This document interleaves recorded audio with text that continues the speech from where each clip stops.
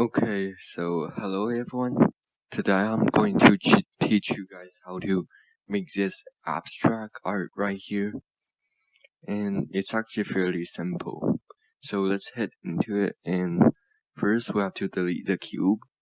Then we add a pyramid, which is a cone. And actually you have to go select this thing and change the vertices to 3. And scale on the z-axis a bit so it's not too pointy, and around there.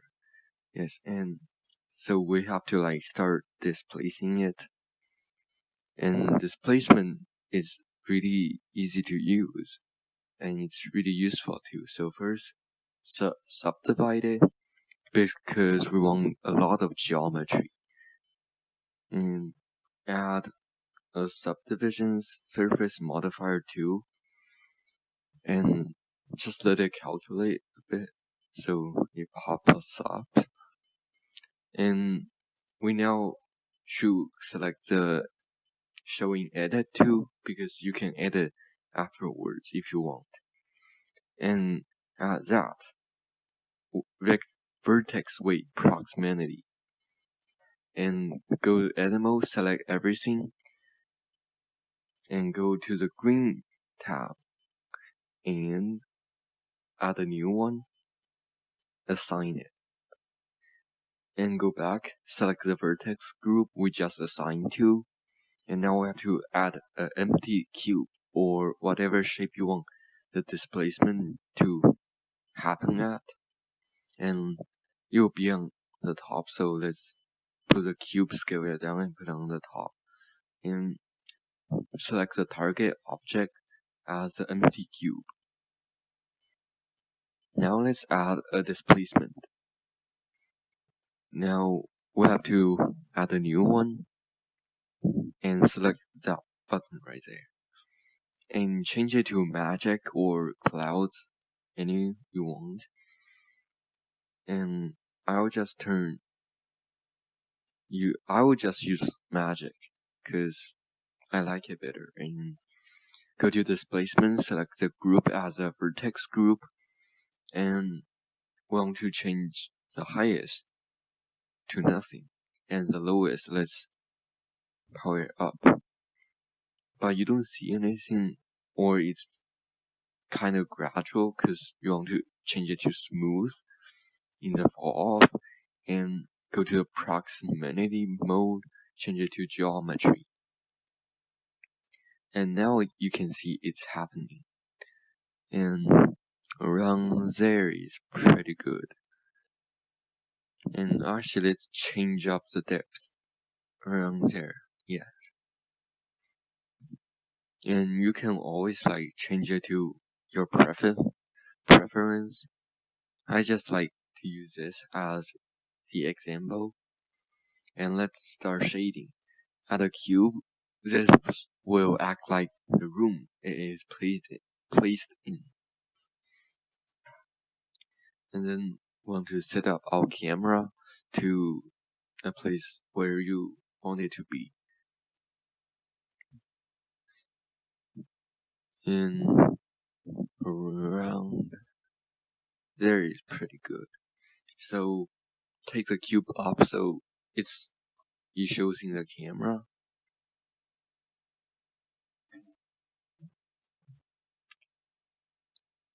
Around there would do. And let's first shade the room first, because we wouldn't see anything if we're in cycles and render it out, because the room is casting shadow and it's reflecting lights too.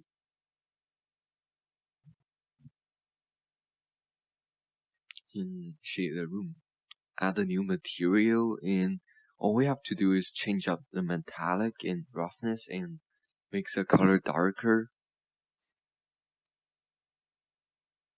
And that's all you need for the room, and it's really simple. But we want to let the room floor have a different texture, so select the floor in edit mode and add a new material assign it. Now the floor will take on the new material we just assigned it to, and we can edit that. So make it metallic roughness. We want some reflection because that's why it's in the render. And we want to have a bump too, and plug the normal into normal, add a magic texture again, and plug the color into the height. Change up the scale, actually lower it, and turn on distortion, and we'll see those things happen right now. And you can change up the scale or distortion to any you want. And it's procedural generated, so it technically has infinite amount of possibilities of how it will look. And that's kind of it for the floor. And now let's start like shading the abstract scene. So add a new material and add a color ramp, plug it into base color. Add a Musgrave texture, height into the fact. I want to make this nice and blue because the color ramp will affect how it looks because it's plugged into the base color. And we have to change the white portion to completely black, and the Musgrave texture will separate the colors. And we might have to make this lighter and make it really not really metallic but some.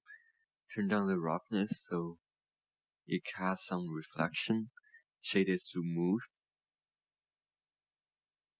We want to have another bump, but we just need to plug the same Musgrave texture into the height. But we also want to mess with its dimension and details and scale it to whatever you want and increase the dimension and add a void texture between them and use the distance instead of the color. And change up the scale of the void too and increase the dimension more and increase some detail. And that's kind of it for the abstract things too. So now we have to add a spotlight, and take it higher around there, and we'll change it to whatever color you want the light to be and increase its power. And you don't really need the light because it just like you can still process it and in the compositing lighten it up too, but it's nice to have the light reflection of the object.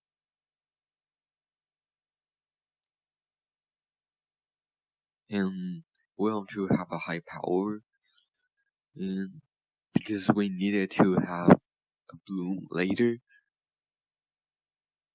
And now let's change up the material more. We want to cast more reflection, so make it really metallic.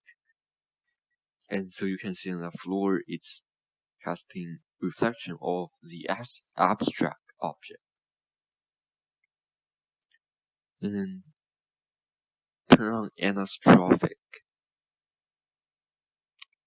What anisotropic do is when you see something like a metal object or a rebar, you kind of see it's distorting the light.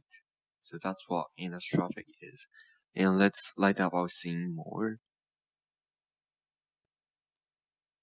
It won't do much because a cube is kind of covering and casting shadow of the light.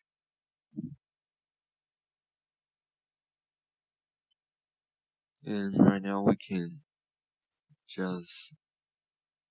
see like the glowing scenes in the render because Cycles does not support real-time bloom or real-time glow, so you have to render it first and go to the compositing and add a glare. So for this project, I will use 512 samples if I'm rendering it, but you can use whatever you want. But remember, the lower the sample, the more noisy it is, and we don't want to use denoising for this because it might sometimes leave out the details on our object, and I'm just going to use 400 sampling for this quick tutorial. And if you're using GPU compute, change up the tile size to a higher number because you'll have a faster render and a better performance, and render it. And we'll just wait for it to render, and we'll finish it up with compositing later. Okay, so after it's done rendering, we can go to the compositing and use nodes. So we want to add a viewer node and plug the image into image and get a glare. And you'll already see some effect, and change it to fog glow. Lower the threshold, change it to high, and change the size to 9. And we can still lower the threshold, so we'll make more scenes to cast a bloom. And we'll see like there are some nice effect right there. And we'll actually change it to 0 because it's pretty dark, this render. So yeah, this look way much better, and that's kind of it. So save it. Just save it wherever you want, and let's see. So that's a ham scene. Remember to watch the videos too. And okay, I'm not finding it, so I just manually look at it. So this is what we try to make, and this is what we have.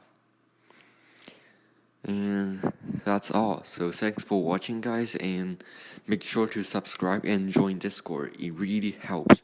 And I will see you in the next one.